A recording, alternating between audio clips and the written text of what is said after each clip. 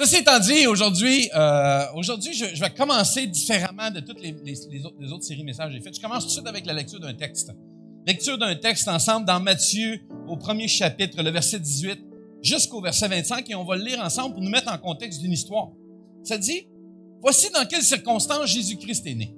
Sa mère était fiancée à Joseph, mais avant qu'ils aient vécu ensemble, elle se trouva enceinte par l'action du Saint-Esprit. Joseph, son fiancé, était un homme droit et ne voulait pas la dénoncer publiquement.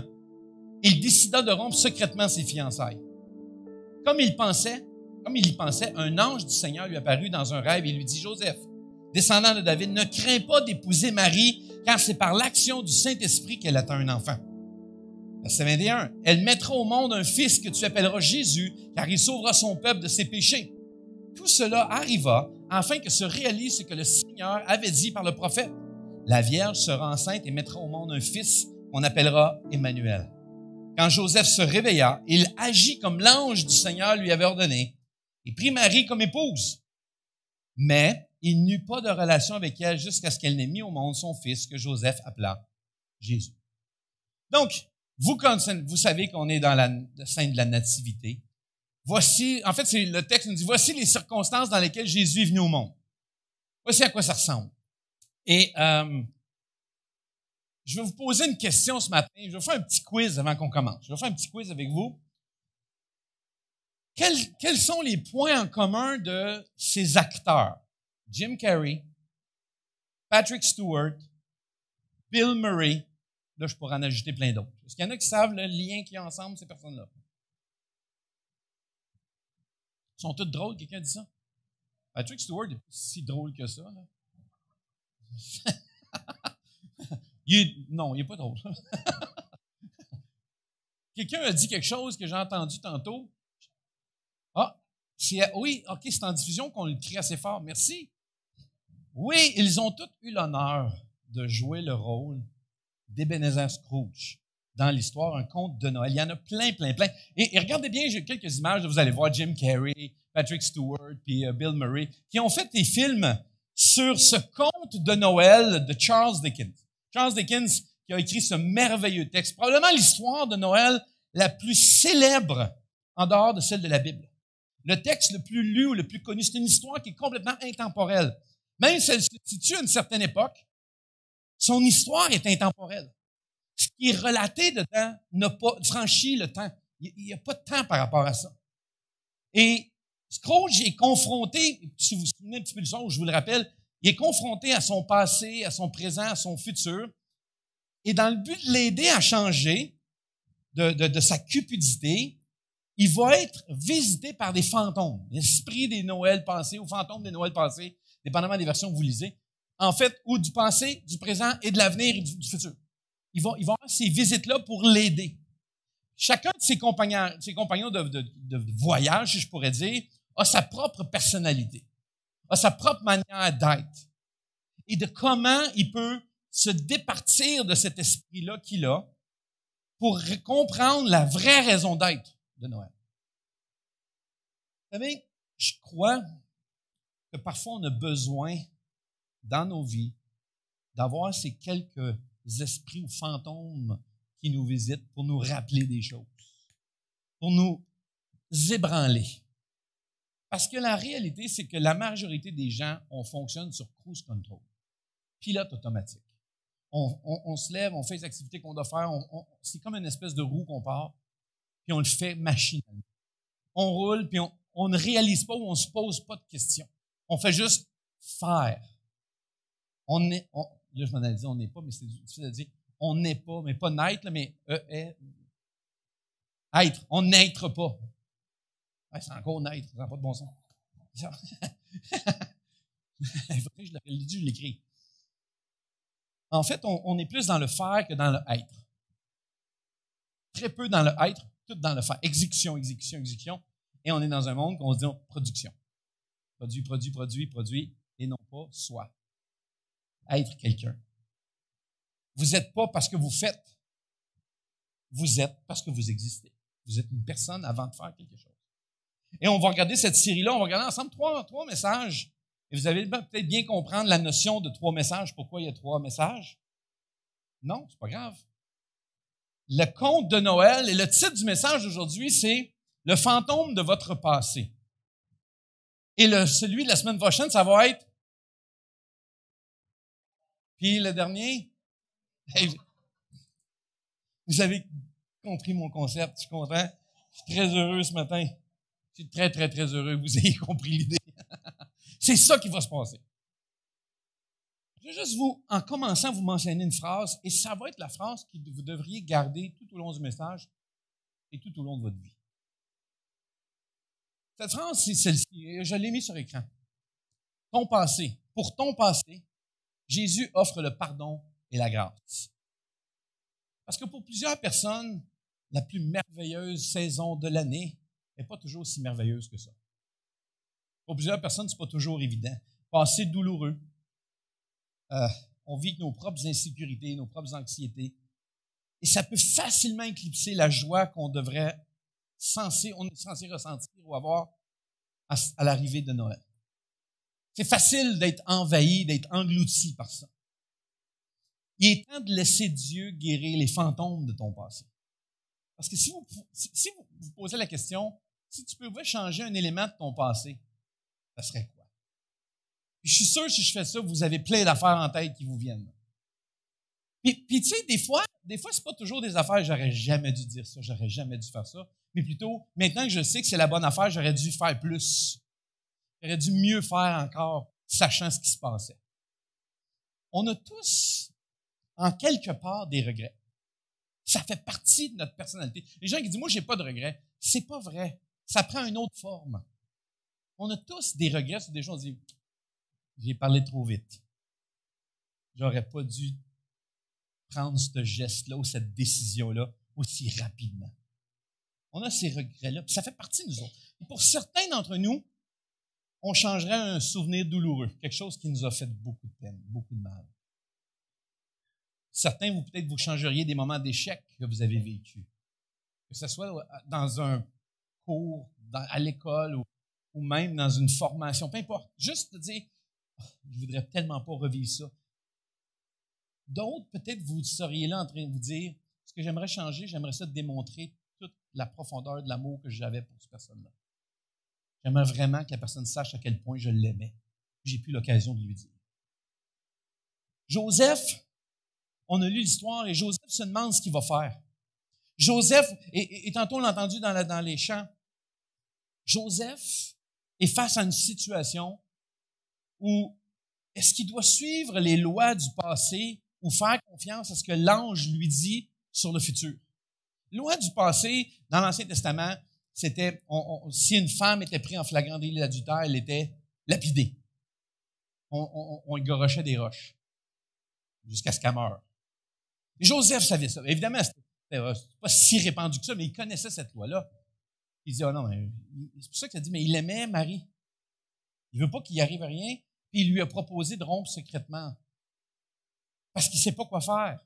Les lois du passé, qu'est-ce qui se passe? Et ce que l'ange lui dit. Et ma question pour vous, c'est que je vous pose cette question-là, elle est rhétorique. Ce que je veux dire, c'est que je sais que vous n'avez pas de réponse. Ou peut-être votre réponse est positive, mais est-ce qu'on est obligé d'être ce que nous avons été? Est-ce qu'on est obligé de demeurer cette personne-là? Je sais que vous me dites non, je comprends. Vous savez, il y a une bonne nouvelle. Autant pour nous, que pour Scrooge, que pour Joseph. Le Dieu qu'on adore est non seulement le Dieu du présent, de l'avenir, mais celui aussi du passé. C'est un Dieu qui peut racheter ton passé. Peu importe ce que tu as vécu avant, peu importe ce que tu as fait, il peut te racheter de ça. Et c'est ça qui est difficile parfois.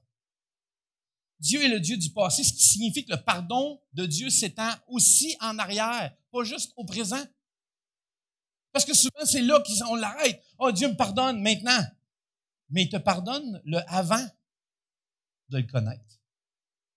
Tout ce qui s'est passé, là, tout ce que tu peux avoir dit, pensé, agi, peu importe. Il y a un pardon pour ça. Et vous savez, la plus grande difficulté, c'est que là, lorsque Dieu nous pardonne, d'accepter réellement le pardon. Et je veux prendre un instant pour vous faire réfléchir. À toutes les fois où j'arrive et que j'écris ce genre de passage-là, je me mets moi-même à y réfléchir et puis me dire, je ne peux pas comprendre que Dieu va pardonner telle chose. Ça vient me chercher. Je me dis, mais non, oui, tu peux pas faire ça. Et de réaliser à quel point il m'aime et à quel point ce pardon-là va loin dans ma vie, jusqu'où il s'étend. Quand on s'y arrête, et c'est pour ça qu'on peut vraiment, comme le chant dit, Amazing Grace, cette grâce incompréhensible. Elle me dépasse. Je ne suis pas capable de comprendre l'ampleur de cet amour et de cette grâce-là. Parce que nous-mêmes, on a de la difficulté à se pardonner sur plusieurs choses qu'on peut avoir dit, faites, pensées, sur lesquelles on fait comme si c'est pas vrai, ça. C'est pas pardonnable ce que j'ai dit, ce que j'ai fait. Mais je vous comprenez que le Seigneur qu'on a, il est autant le Dieu du passé que du présent et de l'avenir. Ça couvre toutes nos actions. La Bible nous dit dans 2 Corinthiens 5, 17, dans la version parole vivante, ça dit, si quelqu'un entre en communion vivante avec le Christ, une réelle relation, il devient un homme nouveau, une nouvelle personne, il est recréé. L'ancien état est dépassé. Vous n'êtes plus ce que vous étiez. C'est ça que le texte dit. Ce qui avait été autrefois a disparu. La nouvelle création a déjà commencé. Voici, tout est devenu nouveau. Dieu fait quelque chose de nouveau dans votre vie. On n'est pas ce qu'on était. Mais ce qui devient problématique, c'est qu'on peut malheureusement choisir d'agir comme si on était encore comme ça. Comme si on était comme les erreurs qu'on a commises, qui nous affligent peut-être encore. Vous avez peut-être ces erreurs-là qui vous affligent, sont douloureuses, et vous les avez laissées vous redéfinir ou définir encore qui vous êtes aujourd'hui. Et Dieu dit, non, voici toutes choses sont nouvelles. Je prends tout ce qui était au passé, là, je l'enlève. N'est plus là. Tout ce qui est ancien a disparu. Pensez-y un instant. Il a la capacité de prendre tout ce passé-là et de dire, j'en tiens plus compte. C'est fini. On recommence, flambe en eux à zéro. D'obtenir une deuxième chance, c'est quelque chose. Mais d'en obtenir une à tous les jours, c'est hallucinant. Il est toujours là à nous tendre la main. Il nous fait grâce. Cet amour-là est il n'est pas captable par notre intelligence. Et c'est pour ça qu'on a autant de difficultés à l'accepter, parce qu'il ne fit pas dans la manière qu'on réfléchit. On fait comme, mais voyons non, ça se peut pas. Mais la Bible nous dit qu'on peut avoir l'assurance de cela, parce que Jésus a tout payé à la croix. Et c'est ce qui nous redéfinit. Il redéfinit notre passé, notre présent, puis notre avenir. Puis notre espoir, c'est qu'on n'est pas limité à rester les mêmes personnes ou à fuir le passé qu'on essaie de cacher. Oui, vous avez fait des erreurs.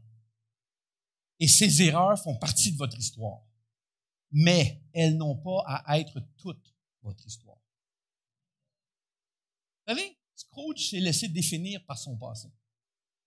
Quand on voit l'histoire, on voit quand il retourne dans le passé, on se rend compte de la manière, comment il a été élevé, il a transporté ça. Il s'est laissé définir par le passé. Et là, on va voir comment ça se transpose dans le présent. La semaine prochaine, soyez là après la pause. Mais il s'est laissé redéfinir par son passé. Mais comme lui, on peut ne jamais se rendre compte que ce n'est pas toute l'histoire. Ce n'est pas toute notre histoire, le passé. Il y a malheureusement trop de gens qui prennent le passé et qui le transposent toujours au présent. Ils passent leur temps à amener le passé au présent. Ce qui fait qu'ils n'ont jamais d'avenir. Il n'y a pas de futur. Parce que le présent, c'est le passé qui est toujours ramené. Et la Bible nous dit que Dieu ne fait pas ça. Le passé est dépassé. C'est fini. Toutes choses sont remises à zéro. Le compteur recommence. C'est fini. C'est effacé. Et c'est ça que Jésus est venu faire. Cette naissance d'un sauveur. Parce qu'on en avait désespérément besoin. Si c'était l'argent qu'on avait besoin, Dieu nous aurait envoyé un banquier.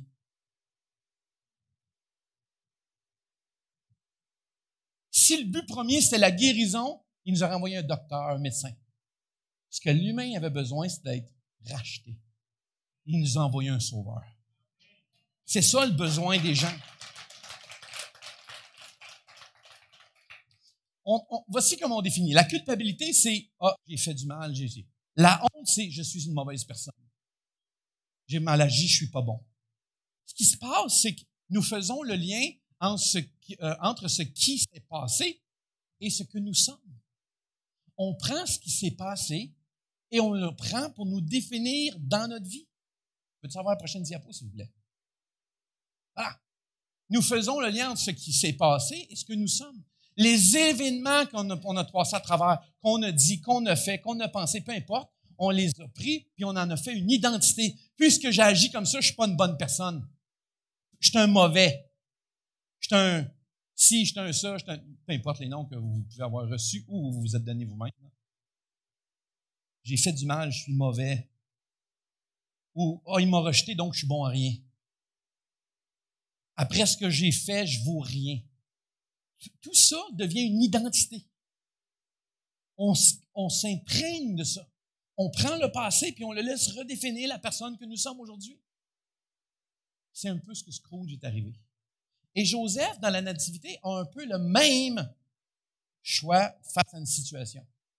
C'est-à-dire le passé pour lui, puis là, un petit peu comme ça m'a pu m'enseigner ce matin, l'ange n'a pas averti toute la ville, toute la population, vous savez, c'est un sauveur qui s'en vient là. Elle, c'est pas une femme adultère. Il n'y a personne qui le sait, ça. Dans son village, là, c'est le jugement. Là. Tout le monde la regarde croche. Puis de Joseph qui la repousse pas, qui la divorce pas, ils ont accepté. Joseph a dû prendre la décision de dire, c'est pas ça qui va définir le présent et l'avenir. Ce qui s'est passé, ou ce que les gens voient, ou ce que le passé dit, n'a pas à déterminer ce qui va être au présent. C'est exactement ce que l'ange vient faire. Il vient lui dire, n'aie pas peur de prendre Marie. Pourquoi? Parce qu'il a peur de prendre Marie. Sinon, pourquoi il dirait ça? Parce qu'il a peur de prendre Marie. Pourquoi? Peur des jugements, peur des autres, peur de sa famille, peur de ses amis, peur de tout ce que les gens vont raconter. Il y a une crainte. C'est comme, je vais faire quoi, moi? Je vais prendre la femme qui tombe enceinte, pas de moi. C'est un scandale dans notre communauté. Mais il va choisir une autre avenue. Vous savez, à place de considérer nos regrets passés comme une petite partie de votre histoire, réalisez le plus vaste aspect, c'est le pardon de la grâce de Dieu sur tout ça. C'est pour ça qu'on a de la misère à saisir le sens dont certains versets vont dire dans Romains. Paul, il va mentionner, car là où le péché abonde, la grâce surabonde. Là, il y avait une théologie que, c'est son vrai nom, Rasputin, avait développée, qui était, mais puisque plus il y a de péché, plus il y a de grâce, péchons beaucoup. Non, c'était ça l'idée. On va faire plus de péché parce qu'il va y avoir plus de grâce. Ça, c'est totalement mal comprendre le verset. C'est pas dans ce sens-là que ça dit. Ce que Paul est en train de dire, c'est exactement ce que je vous mentionne par rapport au passé. C'est là où il y a eu plein d'erreurs, plein de souvenirs douloureux. La grâce de Dieu est plus que ça. Aussi grave, aussi profond, c'est plus que ça que Dieu a. Et c'est ça qui est difficile à saisir. Parce que nous, on voit la douleur, la souffrance que ça nous génère. Puis on a de la misère à comprendre que ça se peut que Dieu nous pardonne de tout cela réellement. Pourquoi nous pardonnerait-il? Dieu a prévu quelque chose de plus grand pour nous. 1 Jean, chapitre 1, verset 9, ça dit, « Mais si nous confessons nos péchés, nous pouvons avoir confiance en Dieu, car il est juste et il pardonnera nos péchés, il nous purifiera de tout mal. » Est-ce qu'il y en a qu'ici, combien sont venus en voiture jusqu'ici? Non, les autres, c'est l'autobus. J'espère que vous n'êtes pas venu en métro, parce que là, il y a une petite marche. Vous êtes venu en voiture. Moi, j'aime comparer cette analogie-là à la manière dont Dieu nous veut qu'on voit la vie avec lui. Parce que dans une voiture, il y a des rétroviseurs qu'on appelle, des miroirs pour regarder en arrière. Je ne sais pas si vous avez constaté que ces miroirs-là sont très petits comparativement au pare-brise, où vous devriez regarder. En fait, c'est pareil par rapport à notre passé. Ne passez pas votre temps à regarder dans le rétroviseur ce qui s'est passé. Le rétroviseur nous sert à dire « Ah oui, j'ai passé là ». Mais tout se passe en avant, dans la voiture et dans ce qui est dans le pare-brise en avant de nous autres. Ce que Dieu veut nous montrer, c'est exactement ça. OK, ton passé, good, tu as passé là, ça fait partie de ton histoire, excellent. Mais tu n'as pas à être défini par cela. Ton passé n'a pas besoin de définir ton présent. 3 petits miroirs. Il y a une certaine époque, il y en avait 2. Un dans le là, puis un sur le côté, puis il n'y en avait pas à droite à l'époque. J'étais assez vieux pour me souvenir de ça, moi.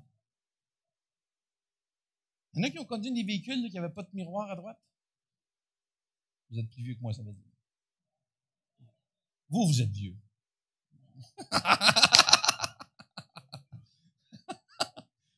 mais c'est infime la partie pour regarder derrière.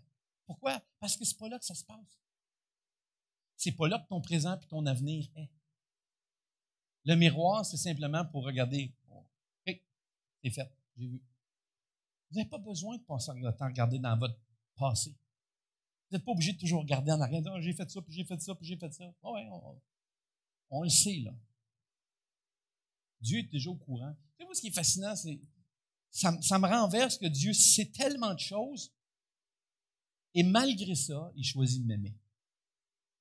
Il me connaît pour vrai. Puis il m'aime à ce point. C'est réaliser à quel point cet amour est incompréhensible. Il est grand, mystérieux, cet amour. Vous savez, c'est important de jeter un coup d'œil dans le passé, c'est vrai.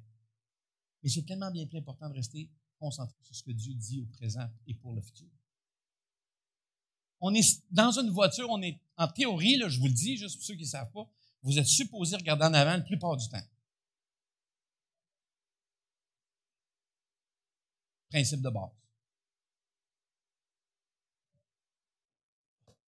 Je disais qu'il est important de jeter un coup d'œil dans le rétroviseur. Mais ça ne se passe pas tout là. On ne passe pas notre temps à regarder en arrière. Ah, je me rappelle, là. Que l'important, c'est ça, je vous donnais une consigne, là, j'essaie de vous donner une consigne, que l'important, quand vous conduisez une voiture, c'est de passer votre temps, la majorité du temps, à regarder en avant, non en arrière. Vous vous souvenez de ce bout-là? Donc, je m'en allais avec Scrooge.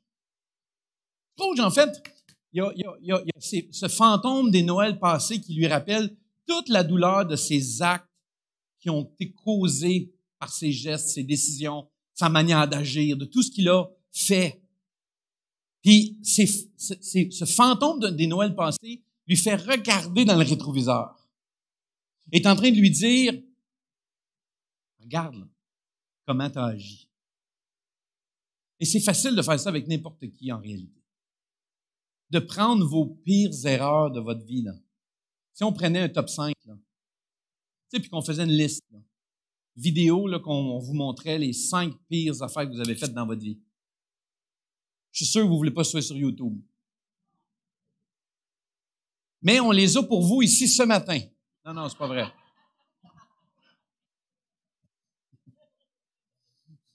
On commence par Francis, chanceux. Non. En fait, ce fantôme-là, il fait simplement faire ce que dans notre réalité de vie, on est capable de faire par nous-mêmes. C'est juste qu'on n'aime pas le faire. On ne veut pas regarder en arrière. Il y a certains éléments aux événements de notre vie qu'on veut quasiment abolir. Ou si on pouvait simplement l'enlever de notre vie. Peut-être que vous avez la même chose que moi. Il y a des choses comme ça dans notre vie qu'on a fait, qu'on regrette amèrement. Et qu'on se dit, si seulement je pouvais enlever ça, cette erreur-là, cette décision stupide-là. Si seulement je pouvais juste remonter le temps et enlever ça. C'est ça qu'on voudrait. Mais il y a une chose que Dieu nous apprend, ou veut nous montrer à travers ça. Dieu ne nous enlève pas ça. Il ne nous enlève pas la mémoire de ces choses-là. Et c'est ce qu'on voudrait parfois. Qu'il nous fasse une espèce de brainwash, là, une espèce de lavage, enlève-moi tous ces souvenirs-là, je ne veux pas les avoir. Moi, je veux vous montrer quelque chose.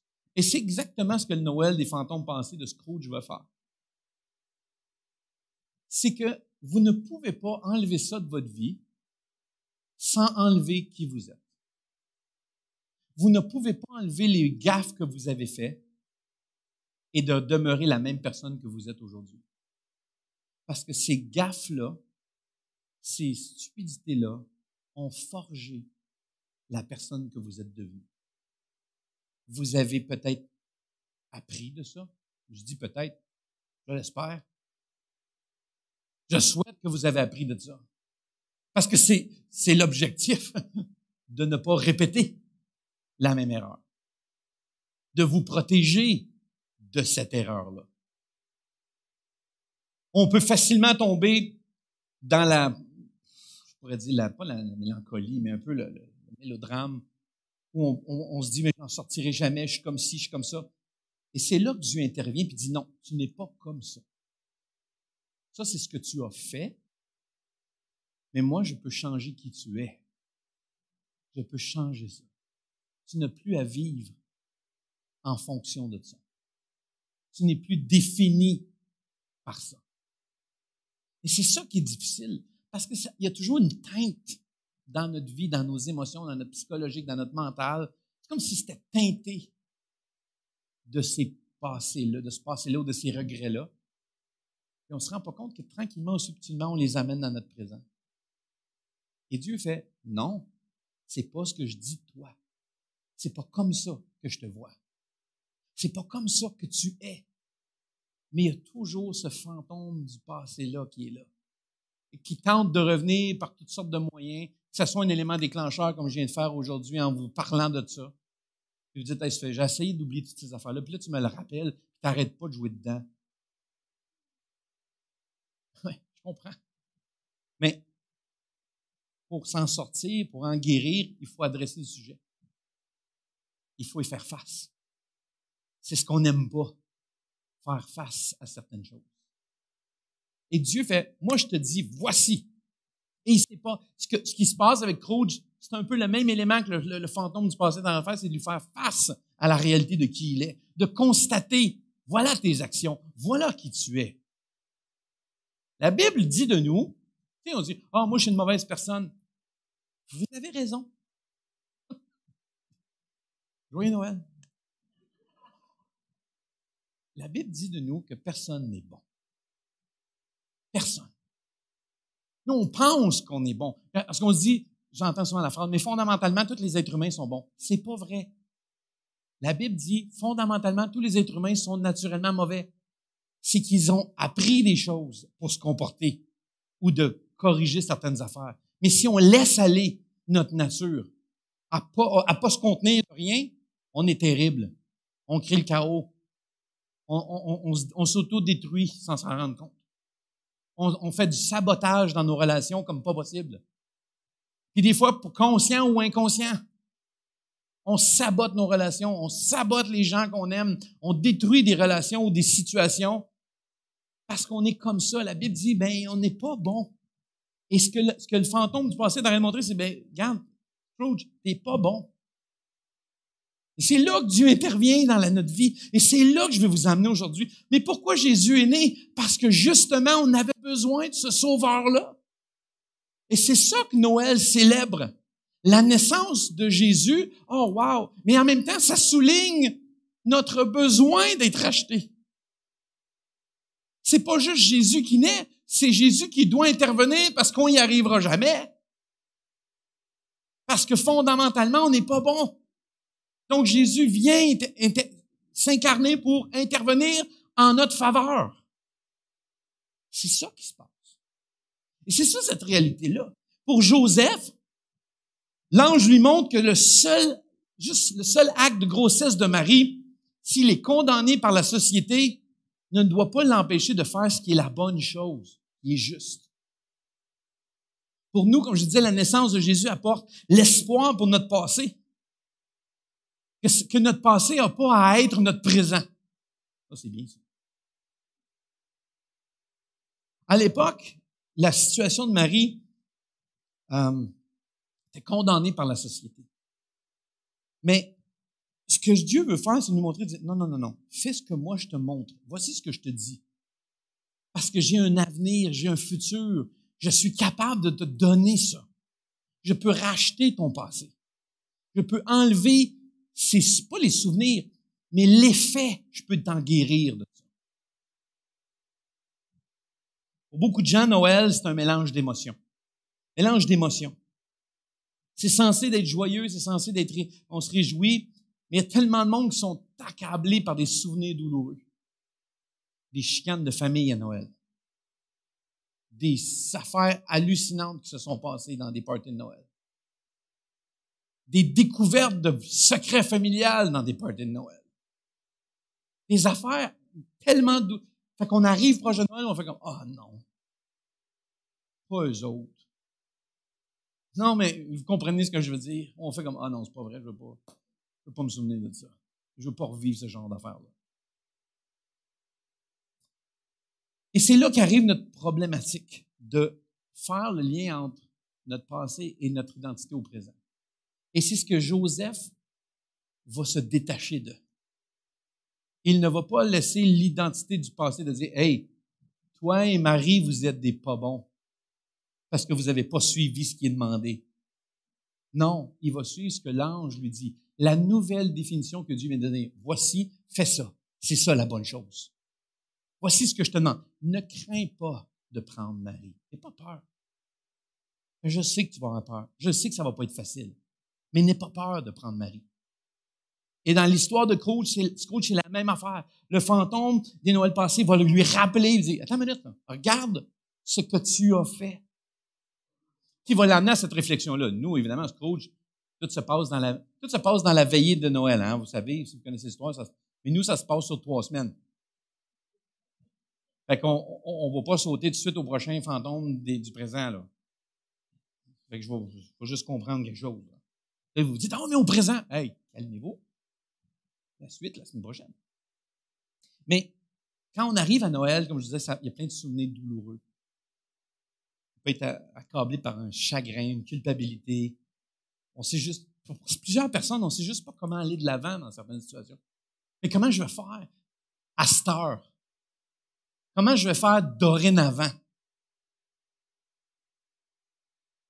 C'est ce mélange d'émotions-là qui est là. Joseph, Marie, vivent une situation, sont jeunes. À l'époque, on dit que Marie a peut-être 15-16 ans à peu près. Pensez-y, c'est des ados, là. C'est déboussolant. Déjà, dans la vie, c'est difficile. Et là, t'es jeune, peut-être pas d'estime de soi ou de confiance en soi plutôt, pour s'affirmer. Et c'est l'ange qui vient dire, non, n'aie pas peur. Parce que, imaginez la conversation, Marie qui vient voir Joseph à un moment donné, elle va dire, hey, j'ai une bonne et une mauvaise nouvelle pour toi. En fait, j'ai 2 bonnes nouvelles puis une mauvaise. La bonne nouvelle, c'est que je suis enceinte. La mauvaise, c'est pas toi le père. Mais j'en ai une autre bonne, c'est aucun autre gars. Ah ouais? C'est où le bon bout, donc? C'est quelle partie qui était bonne, là? Pour lui, c'est juste mauvaise nouvelle. Elle est enceinte. C'est pas moi. Elle me dit que c'est le Saint-Esprit. Oh, attends une minute, là. C'est Dieu qui m'a... Mettez-vous à sa place. C'est ça. Bien sûr. Et lui, ne voulant pas la diffamer, il voulait rompre en secret. C'est là que l'ange dit, arrête, n'aie pas peur. Parce qu'il connaît la situation. Et peut-être que toi, dans ta vie aujourd'hui, tu as cette situation-là qui est venue depuis des années, qui semble être une espèce d'opprobre ou d'un genre d'ombrage dans ta vie que les gens te rappellent. Les gens te font un rappel de ça. Hein? Toi, on sait bien. Ces genres de phrases-là. Vous savez, Marie et Joseph n'ont pas pu éliminer tout le village qui a dit, hey, tu as vu le couple? Eux autres, là. Ça n'a pas éliminé ça. Ils ont probablement entendu toutes les phrases. Tous les gens qui discutent, qui se tournent quand ils passent puis qu'ils entendent parler. Ça élimine pas ça. Fait que les gens qui vous rappellent votre passé, là, c'est pas parce qu'on devient chrétien que ça les élimine. Les discours sont possiblement encore là. Il est possible que ces flèches-là viennent, vous les entendiez d'une manière ou quelconque. C'est là que Dieu dit, mais c'est pas ça qui te définit. C'est ton histoire, vrai, mais ça va pas être toute l'histoire. C'est pas parce que tu as fait une erreur une fois que tu en es une. C'est pas parce que tu as mal agi que ça fait de toi quelqu'un de vaut rien. En fait, ça fait le contraire. Tu as tellement de valeur qu'on fête Noël. On fête quelqu'un qui s'est incarné, Jésus, pour venir donner sa vie pour nous. C'est ça la valeur que tu as.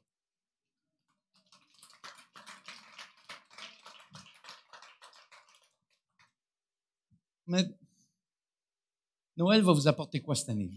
Posez-vous la question. Est-ce que ça va être d'autres souvenirs douloureux, d'autres regards dans le rétroviseur? Ou est-ce que vous allez regarder par en avant, dans le pare-brise, de ce qui s'en vient, de ce qui se passe? Parce que voici ce qui se passe quand... Je vais terminer avec ça dans quelques instants, on va terminer. Je vais terminer avec un héros, un personnage qui est souvent mentionné comme « Ah, quel personnage extraordinaire dans la Bible », mais qui va nous parler de son échec, qu'il a échoué, comme nous autres. Mais je vais vous montrer comment Jésus réécrit son histoire. Comment Jésus prend le passé puis le change. Histoire de trahison de celui qui parle le plus fort de la gang. Et l'histoire se passe après que Jésus est mort sur la croix et est ressuscité. L'histoire se passe entre Jésus et Pierre. Et Jésus est un peu comme la situation, les gars sont allés à la pêche, sont retournés à leurs anciens métiers. Jésus est sur la plage. Ce fantôme du passé. Qui lui? Mais Jésus rachète le passé. Regarde. Ça dit, après le repas, Jésus demanda à Simon-Pierre, plus que ceux-ci.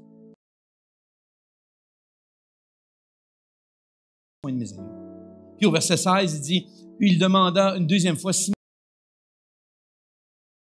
répondit, tu sais que je t'aime. Verset 17, puis il demanda une troisième fois, Simon, fils de Jean, même ce que Jésus lui avait demandé pour la troisième fois, m'aimes-tu?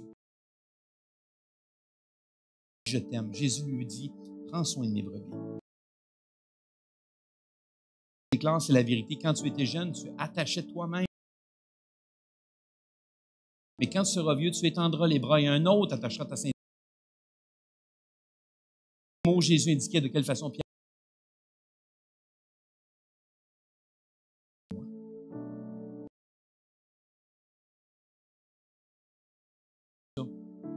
On a Jésus qui, alors, lui dit, cette nuit, nié 3 fois.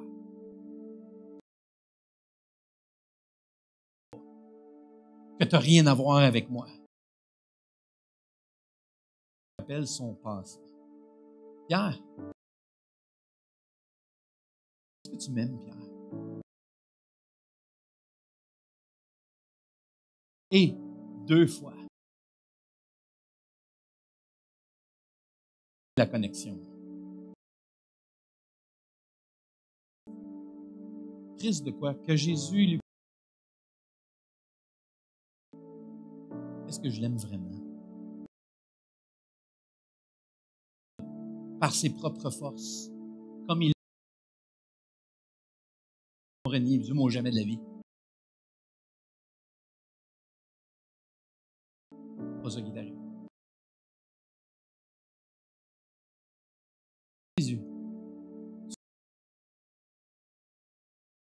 sais déjà ce que je pense. Tu connais déjà mon cœur. En fait, regarde, c'est toi qui sais toutes choses. Tu sais ce que j'ai fait, malgré ce que j'ai dit. Et c'est ça que Jésus vient faire.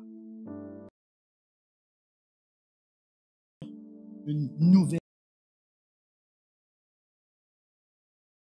vie de mon. Chaque fois que vous pensez à votre passé, te considère peut-être mauvais, il y a une part. On n'est pas bon. On est pécheur.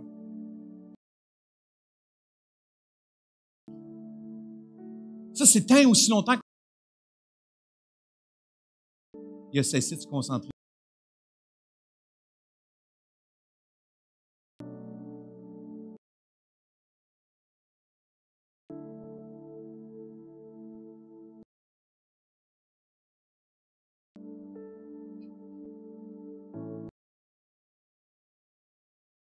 Avec des choses de mon passé que je déteste.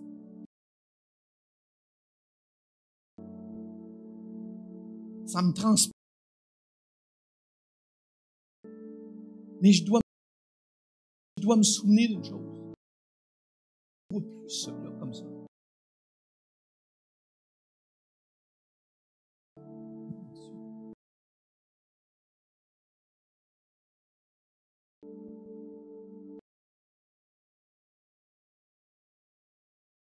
On peut facilement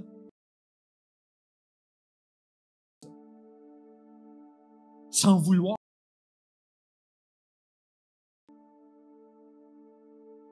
C'est ça que Dieu dit. Cette situation-là, Jésus dit, moi, quand vous tombez dans ces pensées-là, c'est facile. Quand vous continuez à croire que vous êtes quelque chose, vous êtes en train de croire. Et la seule est de déplacer l'attention.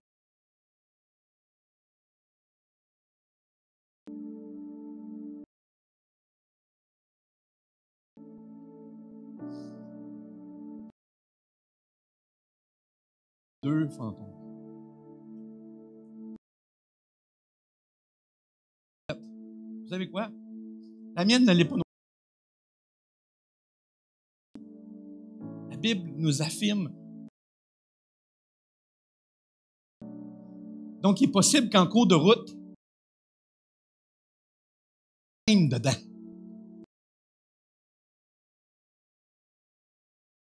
Capacité. Mais tant aussi longtemps que je ne tourne pas mes regards vers moi. Vous savez quoi? Passé dans ma vie. Et je réalise pas que je suis en train de faire exactement ce que Dieu ne ramène pas.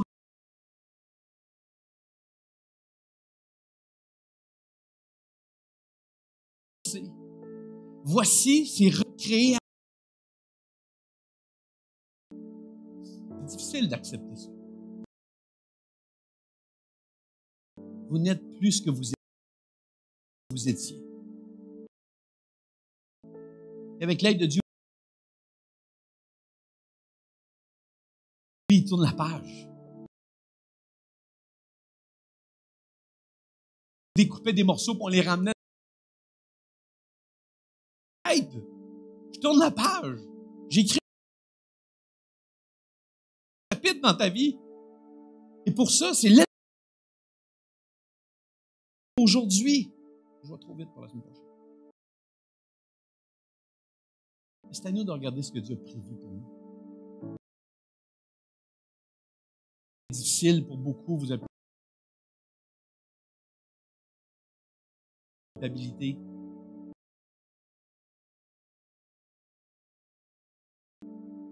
et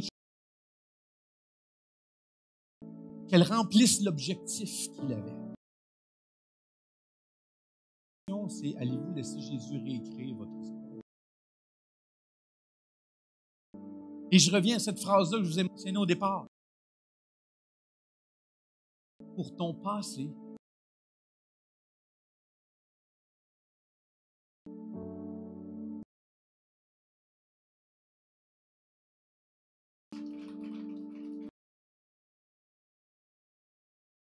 juste qu'on puisse se lever ensemble. Un instant ensemble.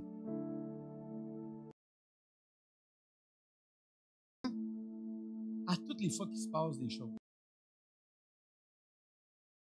je me dis une chose. Je suis en train de faire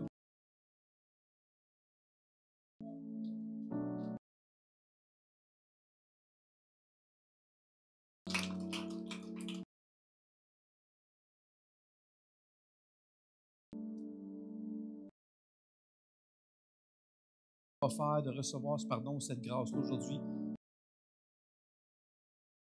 Où tu te trouves, vous n'êtes pas ici par hasard. Vous n'êtes pas de là. Et peut-être vous réalisez à quel point vous avez besoin de grâce, le pardon que Dieu peut seul. J'en ai besoin, je le veux. Ça.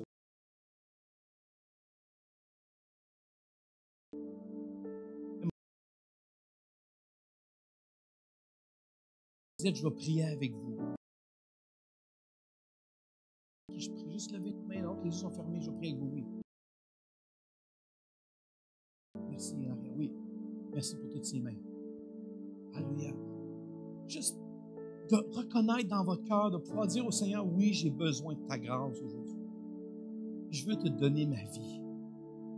Je veux recevoir ton pardon pour mes péchés, pour mon passé, pour mes erreurs. Je reconnais mon besoin. J'ai besoin de toi pour racheter mon passé. Et vous avez prié cette prière dans votre cœur ce matin. Si c'est le cas, après la réunion, je vais vous inviter à vous rendre à l'espace connexion. On a quelque chose pour vous. Si vous l'avez fait en ligne, écrivez-nous. Mais pour clore la réunion, Seigneur, on te demande que tu fasses une œuvre dans nos cœurs. Je sais qu'il est si facile pour beaucoup d'entre nous d'être facilement tombés dans la honte ou la culpabilité. Mais Seigneur, je te prie qu'on puisse voir ce que toi tu dis, Jésus.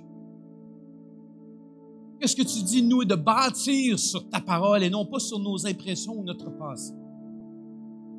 Seigneur, je prie pour que cette vérité-là puisse descendre dans les cœurs et produise la foi nécessaire pour garder les yeux sur Jésus. Pour trouver, Seigneur, l'acceptation, le pardon et la restauration de notre passé. Seigneur, je sais que ta grâce est suffisante pour nous. Jésus, je te remercie, je te rends grâce en ton nom. Amen. Gloire à Dieu.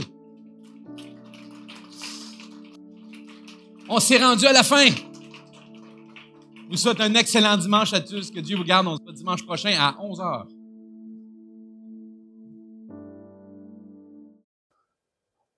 Hey, merci d'être resté jusqu'à la fin.